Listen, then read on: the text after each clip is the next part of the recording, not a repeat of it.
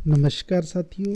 Read ਦੇ level 1 ਅਤੇ level 2 ਦੇ ਅੰਦਰ ਪੰਜਾਬੀ ਲੈਂਗੁਏਜ ਦੇ ਅੰਦਰ ਆਪਣਾ ਟੌਪਿਕ ਚੱਲ ਰਿਹਾ ਸੀ ਮਾਤ ਭਾਸ਼ਾ ਦੇ ਸੰਬੰਧੀ ਚੁਣੌਤੀਆਂ, ਦੋਸ਼ ਤੇ ਬੇਤਰਤੀਬੀਆਂ ਦੇ ਬਾਰੇ।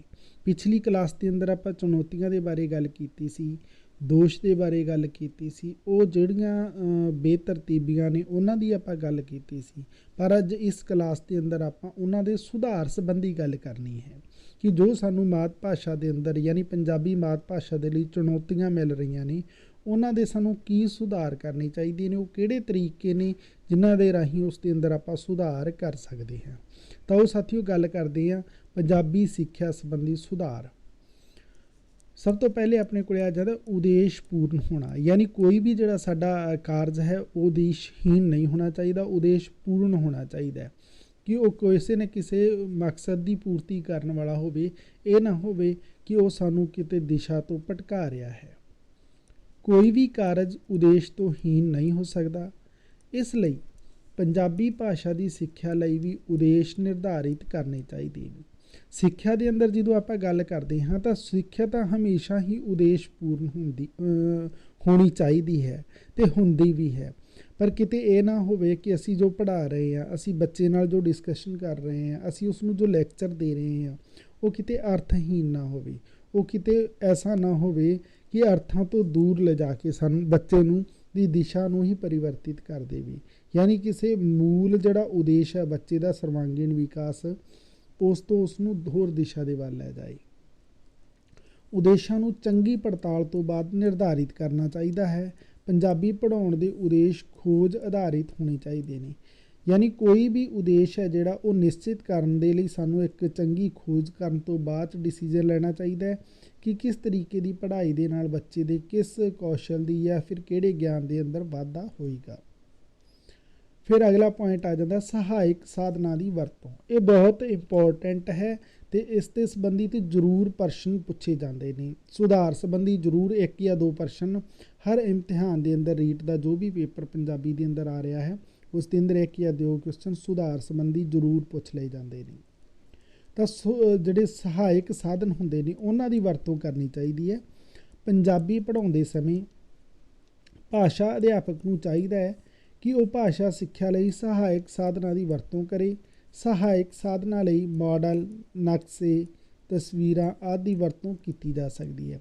ਯਾਨੀ ਸਹਾਇਕ ਸਾਧਨਾਂ ਦੇ ਅੰਦਰ ਜਦੋਂ ਆਪਾਂ ਗੱਲ ਕਰਦੇ ਹਾਂ ਨਾ, ਤਾਂ ਉਸ ਦੇ ਅੰਦਰ ਪਾਠ ਪੁਸਤਕਾਂ ਤੋਂ ਇਲਾਵਾ ਉਹ ਮਾਡਲ ਵਰਤ ਸਕਦੇ ਨੇ, ਨਕਸ਼ੇ ਵੀ ਉਸ ਦੇ ਅੰਦਰ ਸ਼ਾਮਿਲ ਕਰ ਸਕਦੇ ਨੇ, ਤਸਵੀਰਾਂ ਨੂੰ ਜੋੜ ਸਕਦੇ ਨੇ, ਜਿਨ੍ਹਾਂ ਦੀ ਮਦਦ ਦੇ ਨਾਲ ਕਲਾਸ ਹੋਰ ਜਿਹੜੀ ਵਧੀਆ ਬਣ ਸਕਦੀ ਹੈ ਅਤੇ ਬਹੁਤ ਸਾਰੇ ਸੁਧਾਰ ਇਸ ਦੇ ਨਾਲ ਹੋ ਸਕਦੇ ਨੇ।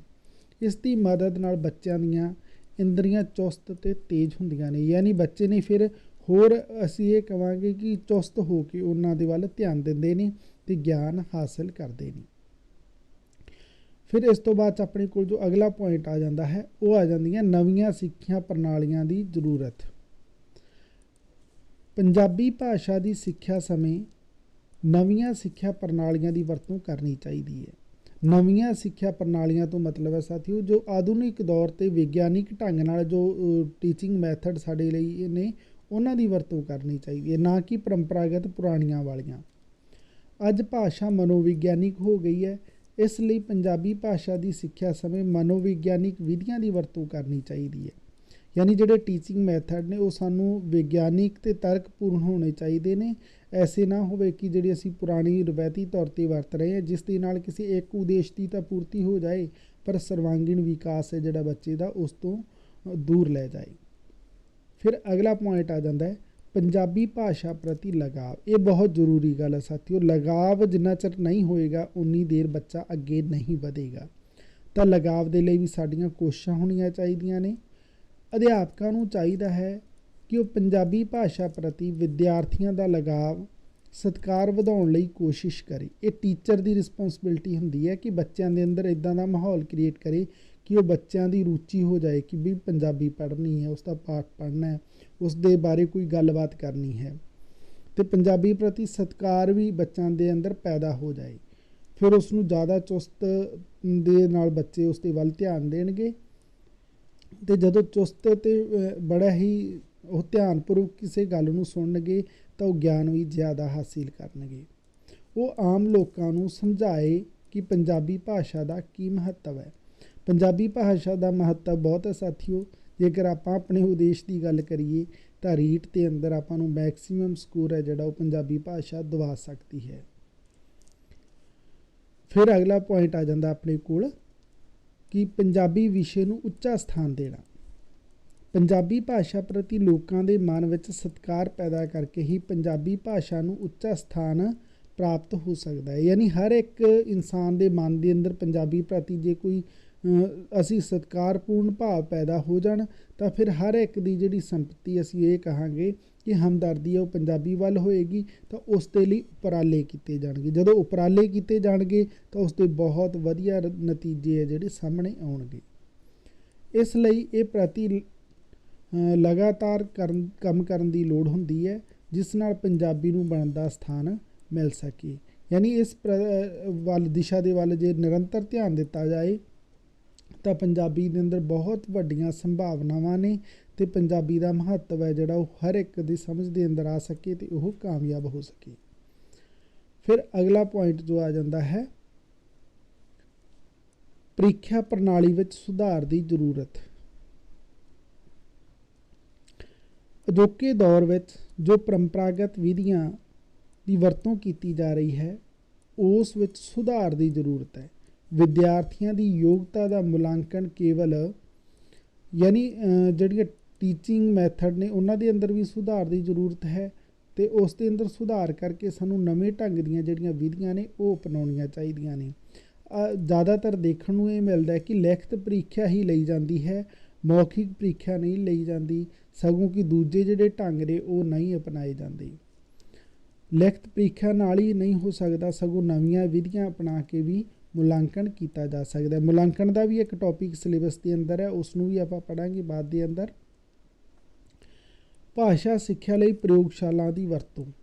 ਤਾਂ ਭਾਸ਼ਾ ਸਿੱਖਿਆ ਦੇ ਲਈ ਪ੍ਰਯੋਗਸ਼ਾਲਾ ਦੀ ਵੀ ਵਰਤੋਂ ਹੋਣੀ ਚਾਹੀਦੀ ਹੈ। ਸੁਧਾਰ ਦੇ ਅੰਦਰ ਇਹ ਗੱਲ ਆ ਜਾਂਦੀ ਹੈ, ਪੰਜਾਬੀ ਭਾਸ਼ਾ ਦੀ ਸਿੱਖਿਆ ਲਈ ਪ੍ਰਯੋਗਸ਼ਾਲਾ ਦੀ ਵਰਤੋਂ ਕੀਤੀ ਜਾਣੀ ਚਾਹੀਦੀ ਹੈ। ਯਾਨੀ ਇਸ ਨੂੰ ਅਸੀਂ ਤਵੱਜੋ ਦੇਣੀ ਚਾਹੀਦੀ ਹੈ ਕਿ ਜੇਕਰ ਸਾਡੇ ਸਕੂਲਾਂ ਦੇ ਅੰਦਰ, ਕਾਲਜਾਂ ਦੇ ਅੰਦਰ ਪੰਜਾਬੀ ਭਾਸ਼ਾ ਦੀ ਪ੍ਰਯੋਗਸ਼ਾਲਾ ਹੋਏਗੀ ਜਿੱਥੇ ਬੱਚਿਆਂ ਨੂੰ ਹੋਰ ਢੰਗਾਂ ਦੇ ਨਾਲ, ਹੋਰ ਤਰੀਕਿਆਂ ਦੇ ਨਾਲ ਭਾਸ਼ਾ ਸੰਬੰਧੀ ਬਹੁਤ ਸਾਰਾ ਗਿਆਨ ਦਿੱਤਾ ਜਾ ਸਕੇ, ਇਸ ਦੇ ਸੰਬੰਧੀ ਉਣਤਾਈਆਂ ਹੈ ਜਿਹੜੀਆਂ ਉਹਨਾਂ ਨੂੰ ਪੂਰਤੀ ਕੀਤੀ ਜਾ ਸਕੇ, ਉਹਨਾਂ ਨੂੰ ਚੰਗੀ ਵੋਕੈਬਲਰੀ ਹੈ ਜਿਹੜੀ ਉਹ ਸਿਖਾਈ ਜਾ ਸਕੇ। ਇਸ ਨਾਲ ਸੁਣਨ, ਬੋਲਣ, ਪੜ੍ਹਨ ਅਤੇ ਲਿਖਣ ਦੀ ਆਕਰਸ਼ਕ ਸਿੱਖਿਆ ਪ੍ਰਦਾਨ ਕੀਤੀ ਜਾ ਸਕਦੀ ਹੈ। ਯਾਨੀ ਜਿਹੜਾ ਓਰੀਜਨਲ ਬੋਲਣ ਦਾ ਢੰਗ ਹੈ ਨਾ ਉਹ ਤਾਂ ਪ੍ਰਯੋਗਸ਼ਾਲਾ ਦੇ ਅੰਦਰ ਹੀ ਬੱਚੇ ਨੂੰ ਸਮਝਾਇਆ ਜਾ ਸਕਦਾ ਹੈ, ਕਿਉਂਕਿ ਜੋ ਢੰਗ ਹੈ ਉਹ ਕਿਤੇ ਨਾ ਕਿਤੇ ਦੂਸਰੀਆਂ ਭਾਸ਼ਾਵਾਂ ਤੋਂ ਪ੍ਰਭਾਵਿਤ ਢੰਗ ਬੱਚੇ ਅਪਣਾ ਲੈਂਦੇ ਨੇ। ਭਾਸ਼ਾ ਸਿੱਖਿਆ ਦੀ ਪ੍ਰਯੋਗਸ਼ਾਲਾ ਵਿਗਿਆਨਿਕ ਦ੍ਰਿਸ਼ਟੀਕੋਣ ਵਾਲੀ ਹੋਣੀ ਚਾਹੀਦੀ ਹੈ। ਯਾਨੀ ਪ੍ਰਯੋਗਸ਼ਾਲਾ ਵੀ ਇੱਕ ਐਸੀ ਹੋਵੇ ਜਿਹੜੀ ਕਿ ਵਿਗਿਆਨਿਕ ਦ੍ਰਿਸ਼ਟੀਕੋਣ ਰੱਖਦੀ ਹੋਵੇ। ਯਾਨੀ ਹਰ ਇੱਕ ਜਿਹੜਾ ਉਸ ਦਾ ਜਿਹੜਾ ਸਿਧਾਂਤ ਹੈ ਉਹ ਕਿਤੇ ਨਾ ਕਿਤੇ ਤਰਕਪੂਰਨ ਹੋਵੇ ਅਤੇ ਵਿਗਿਆਨ 'ਤੇ ਆਧਾਰਿਤ ਹੋਵੇ, ਰੂਢੀਵਾਦੀ ਨਾ ਹੋਵੇ। ਫਿਰ ਅਗਲਾ ਪੁਆਇੰਟ ਆ ਜਾਂਦਾ ਪੰਜਾਬੀ ਦੀ ਮਹੱਤਤਾ ਨੂੰ ਪਛਾਣਨਾ। ਵਿਦਿਆਰਥੀਆਂ, ਅਧਿਆਪਕਾਂ ਅਤੇ ਆਮ ਲੋਕਾਂ ਲਈ ਇਹ ਗੱਲ ਜ਼ਰੂਰੀ ਹੈ ਕਿ ਉਹ ਪੰਜਾਬੀ ਦੀ ਮਹੱਤਤਾ ਨੂੰ ਪਛਾਣਨ, ਇਸ ਨੂੰ ਸਤਿਕਾਰ ਦੀ ਨਜ਼ਰ ਨਾਲ ਦੇਖਣ ਅਤੇ ਅਪਣਾਉਣ। ਵਿਦਿਆਰਥੀ ਅਧਿਆਪਕਾਂ ਨੂੰ ਉਚਿਤ ਮਾਣ ਅਤੇ ਸਤਿਕਾਰ ਦੇਣ। ਤਾਂ ਵਿਦਿਆਰਥੀਆਂ ਅਤੇ ਅਧਿਆਪਕਾਂ ਨੂੰ ਉਚਿਤ ਮਾਣ ਅਤੇ ਸਤਿਕਾਰ ਤਾਂ ਹੀ ਮਿਲ ਸਕਦਾ ਹੈ ਜੇਕਰ ਅਸੀਂ ਪੰਜਾਬੀ ਦੇ ਮਹੱਤਵ ਨੂੰ ਪਛਾਣ ਜਾਈਏ। ਅਤੇ ਪੰਜਾਬੀ ਦੇ ਮਹੱਤਵ ਨੂੰ ਪਛਾਣਨ ਦੇ ਲਈ ਟੀਚਰ ਦੀ ਵੀ ਰਿਸਪੋਂਸਿਬਿਲਿਟੀ ਹੁੰਦੀ ਹੈ ਕਿ ਬੱਚਿਆਂ ਦੇ ਅੰਦਰ ਇੱਕ ਐਸੀ ਭਾਵਨਾ ਵਿਕਸਿਤ ਕਰੇ ਕਿ ਪੰਜਾਬੀ ਦੇ ਮਹੱਤਵ ਨੂੰ ਦੱਸੇ, ਇਸ ਦੇ ਨਾਲ ਨਾਲ ਉਸ ਦੇ ਪ੍ਰਤੀ ਹੈ ਜਿਹੜੀ ਪੰਜਾਬੀ ਭਾਸ਼ਾ ਪ੍ਰਤੀ ਸਤਿਕਾਰ ਦੀ ਭਾਵਨਾ ਉਹਨਾਂ ਦੇ ਅੰਦਰ ਵਿਕਸਿਤ ਕਰੇ। ਨਾਲ ਹੀ ਨਾਲ ਆਮ ਜਨ ਹੈ ਜਿਹੜੇ ਲੋਕ ਨੇ ਜਿਹੜੇ ਉਹਨਾਂ ਦੇ ਅੰਦਰ ਵੀ ਇਸ ਪ੍ਰਕਾਰ ਦੀ ਵਿਚਾਰਧਾਰਾ ਪੈਦਾ ਕਰਨ ਦੀ ਕੋਸ਼ਿਸ਼ ਕਰੇ ਕਿ ਪੰਜਾਬੀ ਦੇ ਅੰਦਰ ਬਹੁਤ ਵਡੇਰੀਆਂ ਸੰਭਾਵਨਾਵਾਂ ਬਣੀਆਂ ਨੇ ਜਿਸ ਦੇ ਅੰਦਰ ਕਾਮਯਾਬੀਆਂ ਪ੍ਰਾਪਤ ਕੀਤੀਆਂ ਜਾ ਸਕਦੀਆਂ ਨੇ। ਯਾਨੀ ਇਸ ਦੇ ਮਹੱਤਵ ਨੂੰ ਸਾਹਮਣੇ ਰੱਖ ਕੇ ਹੀ ਇਸ ਪ੍ਰਤੀ ਸਤਿਕਾਰ ਵਧਾਇਆ ਜਾ ਸਕਦਾ ਹੈ। ਫਿਰ ਅਗਲਾ ਪੁਆਇੰਟ ਆਪਣੇ ਕੋਲ ਆ ਜਾਂਦਾ ਸਾਹਿਤਿਕ ਸਭਾਵਾਂ ਦਾ ਪ੍ਰਬੰਧ। ਸਾਹਿਤਕ ਸਭਾਵਾਂ ਤਾਂ ਤੁਸੀਂ ਸਮਝਦੇ ਹੋਵੋਗੇ, ਯਾਨੀ ਜਿਹੜੀਆਂ ਲਿਟਰੇਚਰ ਤੋਂ ਰਿਲੇਟਡ ਮੀਟਿੰਗਸ ਹੁੰਦੀਆਂ ਨੇ ਉਹਨਾਂ ਦੀਆਂ ਗੱਲਾਂ ਨੇ। ਵਿਦਿਆਰਥੀਆਂ ਵਿੱਚ ਭਾਸ਼ਾ ਸਿੱਖਿਆ ਦੀ ਰੁਚੀ ਪੈਦਾ ਕਰਨ ਲਈ ਕਵੀ ਦਰਬਾਰ, ਸੱਭਿਆਚਾਰ ਪ੍ਰੋਗਰਾਮ ਆਦਿ ਦਾ ਪ੍ਰਬੰਧ ਕਰਨਾ ਚਾਹੀਦਾ ਹੈ। ਇਸ ਨਾਲ ਭਾਸ਼ਾ ਦੀ ਸਿੱਖਿਆ ਦਾ ਬੱਚਿਆਂ ਵਿੱਚ ਬਹੁਪੱਖੀ ਵਿਕਾਸ ਹੋ ਸਕਦਾ ਹੈ। ਬਹੁਪੱਖੀ ਯਾਨੀ ਹੋਰ ਬਹੁਤ ਸਾਰੇ ਪੱਖਾਂ ਦਾ ਵੀ ਵਿਕਾਸ ਹੁੰਦਾ ਹੈ।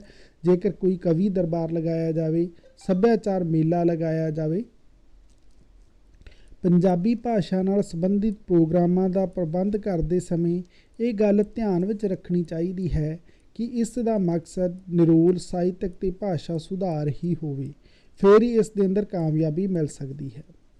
ਫਿਰ ਅਗਲਾ ਪੁਆਇੰਟ ਆ ਜਾਂਦਾ ਪੁਸਤਕਾਲੇ ਦਾ ਪ੍ਰਬੰਧ, ਯਾਨੀ ਜਿਸ ਨੂੰ ਆਪਾਂ ਲਾਇਬ੍ਰੇਰੀਆਂ ਕਹਿ ਦਿੰਦੇ ਹਾਂ। ਤਾਂ ਹਰ ਇੱਕ ਸਕੂਲ ਤੇ ਕਾਲਜ ਦੇ ਅੰਦਰ ਇੱਕ ਚੰਗੇ ਪੱਧਰ ਦੀ ਲਾਇਬ੍ਰੇਰੀ ਵੀ ਜ਼ਰੂਰੀ ਹੈ। ਜਦੋਂ ਆਪਾਂ ਸੁਧਾਰ ਦੀ ਗੱਲ ਕਰਦੇ ਹਾਂ ਨਾ, ਪੰਜਾਬੀ ਭਾਸ਼ਾ ਦੇ ਸੁਧਾਰ ਦੀ ਗੱਲ ਜਾਂ ਫਿਰ ਮਾਤ ਭਾਸ਼ਾ ਦੇ ਸੁਧਾਰ ਦੀ ਗੱਲ, ਤਾਂ ਉਸ ਦੇ ਅੰਦਰ ਪੁਸਤਕਾਲਾ ਵੀ ਇੱਕ ਇੰਪੋਰਟੈਂਟ ਸਾਡਾ ਟੌਪਿਕ ਹੋ ਜਾਂਦਾ ਹੈ। ਸਕੂਲਾਂ ਕਾਲਜਾਂ ਵਿੱਚ ਚੰਗੇ ਪੁਸਤਕਾਲੇ ਦਾ ਨਿਰਮਾਣ ਕਰਨਾ ਚਾਹੀਦਾ ਹੈ। ਪੁਸਤਕਾਲਿਆਂ ਵਿੱਚ ਚੰਗੀਆਂ ਕਿਤਾਬਾਂ, ਖੋਜ ਪੱਤਰਕਾਵਾਂ ਆਦਿ ਦੀ ਭਰਪੂਰ ਗਿਣਤੀ ਸ਼ਾਮਲ ਕਰਨੀ ਚਾਹੀਦੀਆਂ ਹਨ। ਬੱਚੇ ਵੱਧ ਤੋਂ ਵੱਧ ਕਿਤਾਬਾਂ ਪੜ੍ਹ ਕੇ ਆਪਣੀ ਭਾਸ਼ਾ ਉੱਪਰ ਪਕੜ ਮਜ਼ਬੂਤ ਕਰ ਸਕਣ।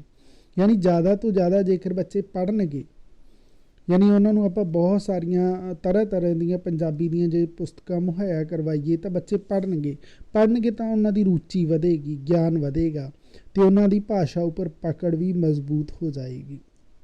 ਇਸ ਨਾਲ ਸਾਨੂੰ ਬਹੁਤ ਸਾਰੇ ਲਾਭ ਮਿਲ ਜਾਂਦੇ ਨੇ।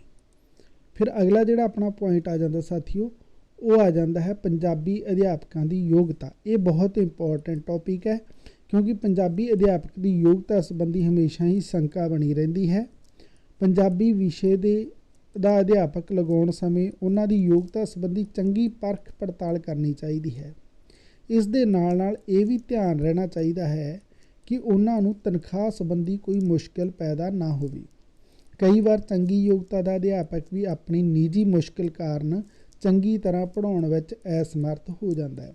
ਇਹ ਬੜਾ ਹੀ ਇੰਪੋਰਟੈਂਟ ਟੌਪਿਕ ਹੈ ਅਤੇ ਇਸ ਤੋਂ ਰਿਲੇਟਡ ਕਈ ਵਾਰ ਪ੍ਰਸ਼ਨ ਪੁੱਛੇ ਵੀ ਗਏ ਨੇ ਕਿ ਅਧਿਆਪਕ ਇੱਕ ਤਾਂ ਉਹ ਚੰਗੇ ਪੱਧਰ ਦਾ ਹੋਵੇ, ਉਸ ਨੂੰ ਚੰਗਾ ਨੌਲੇਜ ਹੋਵੇ। ਨੌਲੇਜ ਹੋਣ ਦੇ ਨਾਲ ਨਾਲ ਇਹ ਹੈ ਕਿ ਉਸ ਨੂੰ ਲੋੜੀਂਦੀ ਤਨਖਾਹ ਵੀ ਦਿੱਤੀ ਜਾਵੇ, ਤਾਂ ਕਿ ਉਹ ਇੱਕ ਆਪਣਾ ਪੂਰਾ ਜਿਹੜਾ ਧਿਆਨ ਹੈ ਆਪਣੀ ਕਲਾਸ ਦੇ ਉੱਪਰ, ਆਪਣੇ ਬੱਚਿਆਂ ਦੇ ਉੱਪਰ ਲਗਾ ਸਕੇ।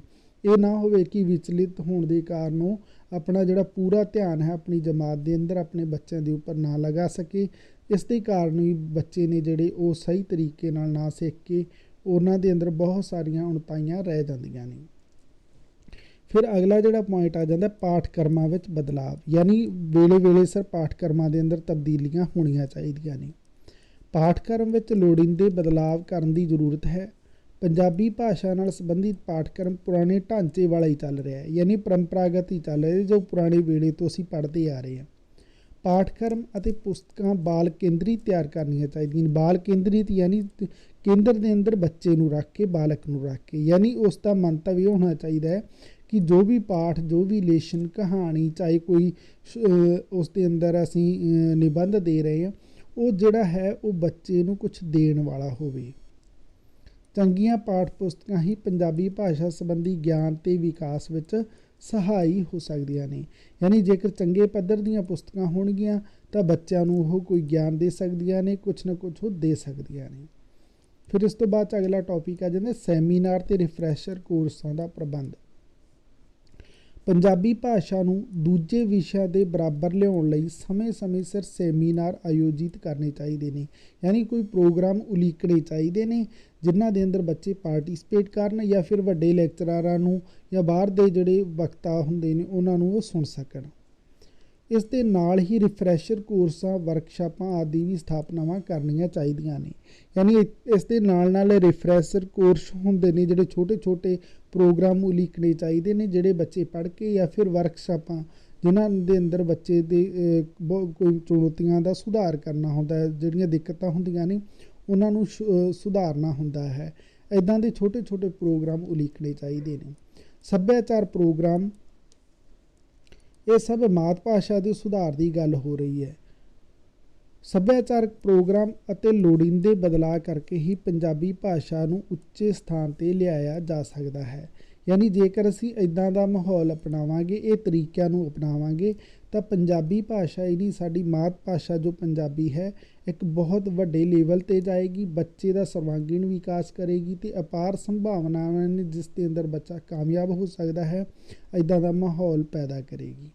ਇਹ ਬਹੁਤ ਸਾਰੇ ਆਪਾਂ ਪੁਆਇੰਟਾਂ ਦੀ ਗੱਲ ਕੀਤੀ ਜਿਨ੍ਹਾਂ ਦੇ ਰਾਹੀਂ ਆਪਾਂ ਸੁਧਾਰ ਕਰਕੇ ਪੰਜਾਬੀ ਨੂੰ ਹੋਰ ਮਹੱਤਵ ਦੇ ਸਕਦੇ ਹਾਂ, ਇਸ ਦੇ ਮਹੱਤਵ ਨੂੰ ਆਮ ਲੋਕਾਂ ਤੱਕ ਲਿਜਾ ਸਕਦੇ ਹਾਂ।